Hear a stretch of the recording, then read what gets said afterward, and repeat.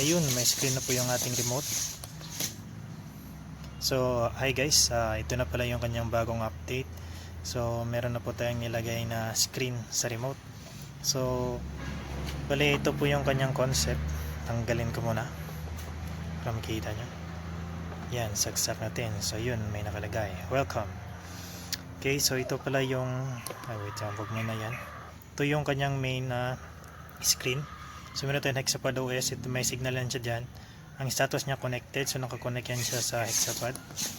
Then may mode na ideal, walk forward, walk backward, turn left, turn right, and may battery pro. Hindi ko pa po nalagay yung sensor, so skip mo na yan. Then dito, pag on ko yung switch na 1, naka-omni strafing po siya, meaning ito po. So kaya niya pong mag-move kahit saang direction or omnidirectional. Okay, so pansin nyo yung mga speed. So yan yung sa speed, yung may speed na rectangle. And then dito naman sa pangalawa, yan yung kung gusto ko mag-select ng menu pero hindi pa po ito na set. So skip mo na. Ganito sa rest mode. Kung itry ko po mag-igalaw, so may nakalagay na action denied. Turn off switch for first. Yun. And then ito naman, itong dalawang potentiometer, ito yung sa Z height nya. So kung gaano kataas yung kanyang body. So mga 70 lang, okay na yun. Yan.